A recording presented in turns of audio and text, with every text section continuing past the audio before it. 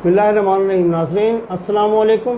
इफ्तिखार सैयद आपके सामने एक बार फिर एक नए प्रोग्राम, नया मौजू तो नहीं है, इस पे हमने एक दो प्रोग्राम पहले भी किए हैं, क्योंकि क़वानीन के बग़ैर ज़िंदगी के ज़ाब्ते को कायम रखना इंतहाई मुश्किल नहीं, नामुमकिन है।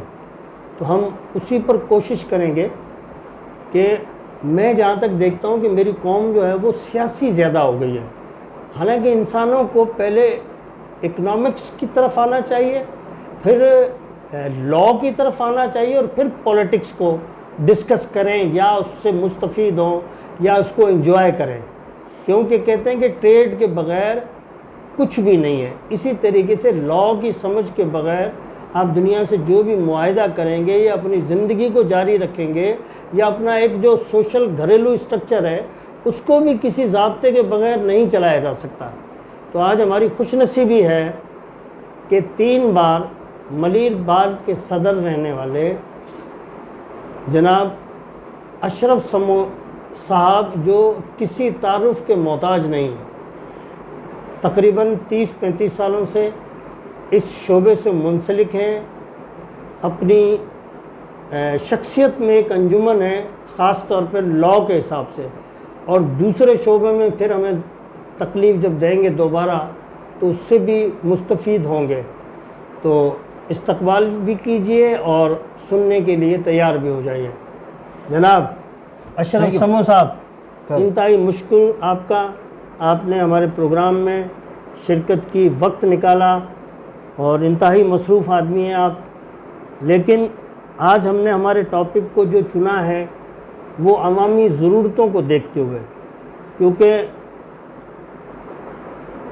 एक दफ़ा सेकेंड वर्ल्ड के बाद में जब बरतानिया में इंतहाई मायूसी पैदा हो गई तो उसका जो चर्चिल वज़ीर आज़म था, विंस्टन चर्चिल, उसने कहा कि अगर हमारी अदालतें इंसाफ फराम कर रही हैं, यानी कवानीन पे अमल दरामद हो रहा है, तो फिर नो वन कैन डिस्ट्रॉय अस।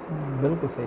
तो अब मेरा पहला सवाल ये है कि हमारे पास कवानीन तो एक अरसे से बनते आ रहे हैं, यानी हमने कुछ कानून बरतानिया से भी लिए, इंग्लिश अपना अमेरिका से भी लिए और कुछ शरिया से भी लिए, लेकिन आज मैं देखता हूँ उस कवानीन के अंदर जो अमल दरामद है उसमें इंतहाई पेचीदगियाँ हो गई हैं और साइल जो है वो इंतहाई परेशानी की तरफ जा रहा है। यानी वो कोर्ट से जब रुजू करता है तो समझता है कि मेरा मसला जब हल होगा तो मैं खुश हो जाऊंगा, यानी लाइफ, प्लेजर और पेन के दरमियान घूमती है। वो अपना पेन लेके कोर्ट में आता है, लेकिन उसको मेरे ख्याल है मज़ीद पेनफुल बना के भेजा जाता है। ये क्या वजूहत है? बिस्मिल्लाहिर्रहमानिर्रहीम। इफ्तिखार हुसैन सैयद साहब, बहुत मेहरबानी आपकी, बहुत शुक्रिया कि आपने हमें मौका दिया और ये इज़्ज़त अफजाई की। Thank you. बात बिल्कुल आपकी दुरुस्त है कि जैसे चर्चिल ने कहा है कि जहाँ पूछा कि इंसाफ हो रहा है तो हमें कोई कुछ नहीं कर सकता है जब तक इंसाफ हो रहा है। तो इंसाफ बुनियादी चीज़, जैसे आपने कहा कि यहाँ कवानीन बने हुए हैं, अमल दरामद नहीं, बहुत सारी वजूहत। दूसरी बात आपने कहा हम इंसाफ लेने जाते हैं तो पेन है उसको ख़त्म करने के लिए जाते हैं, पेन और बढ़ जाता है, हम वापस आ जाते हैं। बात इसमें एक खाली अदलिया या इस जुडिशल सिस्टम का कसूर नहीं, ठीक, ये एक पूरा सिस्टम है जिसमें मुआशरा घर से लेके अदालत है, सियासत है, वकालत है, दूसरे हर शख्स का अपना अपना रोल है। बहुत खूब।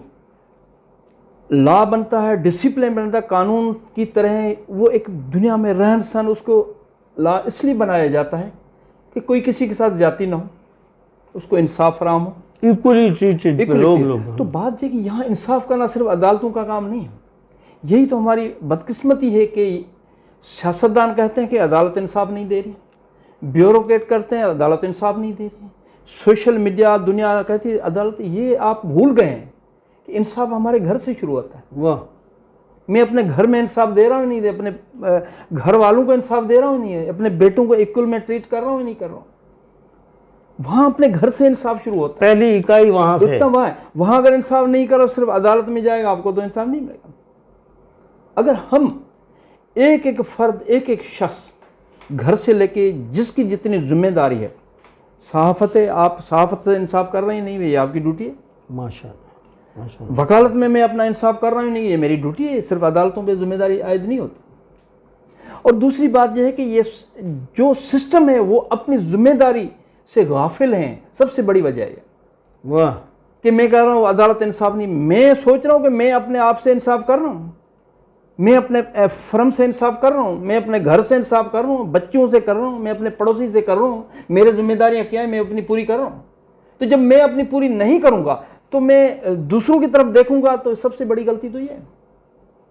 अपने आप को महसूस करें कि मैं कितना इंसाफ कर रहा हूँ, मेरे पार्ट पे जो जिम्मेदारी मैं पूरी कर रहा हूँ या नहीं कर रहा हूँ। अगर मैं कर रहा हूँ तो फिर आप आगे बढ़ें। तो हमारे यहाँ सिस्टम ये है कि सिर्फ अदालत पे छोड़ दिया जाता है। अब मुझे बताएं, पुलिस है, पुलिस FIR 154 CRP से एक फौजदारी कानून है जी, जिसमें उसको ये अख्तियार है कि कोई भी आदमी कोई भी ऑफेंस कमिट होता है तो वहाँ जाके लिखा अपना रिपोर्ट दर्ज कराए। 154 क्रिमिनल प्रोसीजर कोड है, उसमें SHO बाउंड है कि कोई भी इंफॉर्मेंट उसमें ये जरूर उस पे भी ये कानून बना हुआ है, SHO पे भी कानून है। उसमें अगर कोई पड़ोस में अगर डकैती हो जाती तो ये जरूरी नहीं जिसकी डकैती हुई वही जाके FIR कटवाए, ये जरूरी नहीं है। लॉ में ये कि आपने देखा, आप गुजर रहे वहां से डकैती हो रही है तो आप जाके थाने में FIR कटा दें, आपके ना FIR कट जाएगी। इन्फॉर्मेंट उसको कहते हैं लॉ लीगल लैंग्वेज में। तो ये उसकी इन्फॉर्मेंट है, उसने एक इतला दी और कागनिज ऑफ ऑफेंस है। अगर कोई कागनिज ऑफ ऑफेंस काबिल दस्तंदाजी पुलिस है तो उसी वक्त उसको 154 में रजिस्टर करना होता है। दो किस्म के क्राइम होते हैं, ठीक, एक नॉन कॉग्निटिव, दूसरा कॉग्निजेबल ऑफेंस। अगर एक पे आपको पुलिस गिरफ्तार कर सकती है और दूसरे पे रिपोर्ट तो होता है लेकिन गिरफ्तारी नहीं होती। यहाँ पे हमारे क्या होता है, आमतौर पे लोगों को कहते हैं सर मेरे पास ये मुझे धमकियां दे रहा है, उठा के बंद कर देते हैं।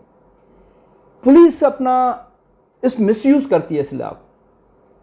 और दूसरे अगर FIR वाकई किसी का मर्डर भी हो गया, वो कहते हैं सर SSP साहब से पूछो। भाई आपको पूछने की क्या जरूरत है, लॉ आपको इजाजत देता है। SSP कौन होता है आपको इजाजत देने वाला? यहाँ तो नहीं हो रहा है ना। यहाँ नाइंसाफी थाने से शुरू होती है, ऑफिसर अब करता है, पूरा सिस्टम नाइंसाफियाँ कर रहा है। सिर्फ अदालत इंसाफ देने वाली है, उससे आप तवक्का रखेंगे मुझे इंसाफ मिलेगा, कैसे मिलेगा? आपकी झूठी FIR कट के थाना में चालान हो जाती है, बेगुनाह लाकब हो जाता है, गुनाहगार जो है ना वो छूट जाता है पैसे देके। आप वहाँ इंसाफ कर रहे हैं। SSP क्या कर रहे हैं, SHO क्या कर रहे हैं, डिप्टी कमिश्नर क्या कर रहे हैं? वो अपनी ब्यूरोक्रेसी, इतनी बड़ी तालीम, इतने बड़ी पढ़ के आ जाते हैं। तो हमें तो अब आजकल शर्मिंदगी हो रही है CSP अफसरान पे जो अपनी सीटों पे बैठे हैं और वो अपनी ड्यूटी क्यों नहीं कर रहे हैं। उसका ज़मीर कहाँ गया है, उनकी तालीम कहाँ गई है? क्या अल्लाह ने क्लास उनको दी है लेकिन वो मोहताज किसी का गुलाम बन के बैठा हुआ है। DIG साहब मुझे क्या हुक्म करता है मैं करूं। भाई तुम्हें तो तालीम दी अल्लाह ताला ने, ज़मीर दिया है, शऊर दिया है, कानून दिया, आप उस पर अमल करें। बेगुनाह है उनको छोड़ दें, गुनाहगार है उसको अंदर कर दें, कितना ही ताकतवर हो। लेकिन आप फ़ोन का इंतजार करते हैं, यही तो जाहिलत है हमारी, ये हमारी तालीम की तौहीन है। अगर इसको समेटा जाए कि ये कि वो जो शख्स है जो एक आईनी या इख्तियार की कुर्सी पे कानून के मुताबिक बैठा हुआ है जी, उसने अपने बाला अफसरान की मर्जी के मुताबिक नहीं चलना है जी। जो कोड ऑफ लॉज लागू किया हुआ है उसके मुताबिक चलना है 100% उसमें। अगर आप चलें, मैं आपको गारंटी देता हूँ, SHO अगर अपने खुद अपने अख्तियार जो भी उनके पास अख्तियार बहुत हैं, वो मिसयूज करता है, वो अपनी जाती कमाई के लिए इस्तेमाल करता है, मोबाइल लेके किसी को हिरास करता है, बंद करता है, पैसे लेके छोड़ता है, ये उसका हक नहीं है। ये डिस्क्रिशन लॉ को कहलाता है ना, ये उनका जो ना इलीगल मतलब एक मिसयूज करता है। तो बात ये है कि उनका अगर ईमानदारी से करे तो मैं समझता हूँ थानेदार जन्नत में होगा, इतना इंसाफ कर सकता है। बेगुनाहों को छोड़ दे, गुनाहगार को अंदर कर दे, कोई ज्यादती होगी नहीं, हमारी अदालतें खाली होगी।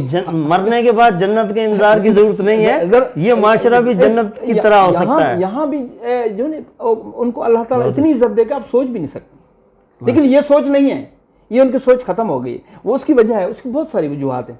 अब SHO 30 लाख रुपए देके ट्रांसफर पोस्टिंग करेगा तो वो तो 50 लाख कमाएगा ना।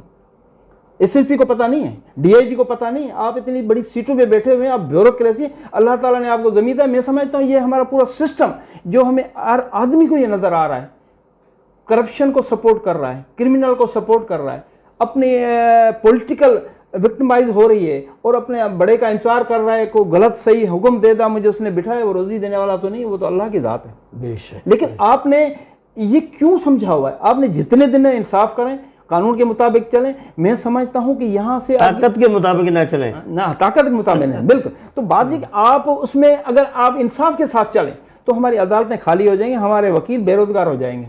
ये जो फाइल बना हुआ है कि ये सारे झूठे चालान पेश करते हैं, 99% तो अक्यूट हो जाते हैं। क्यों होते हैं? झूठे केस होते हैं, झूठी गवाही होते हैं, झूठे।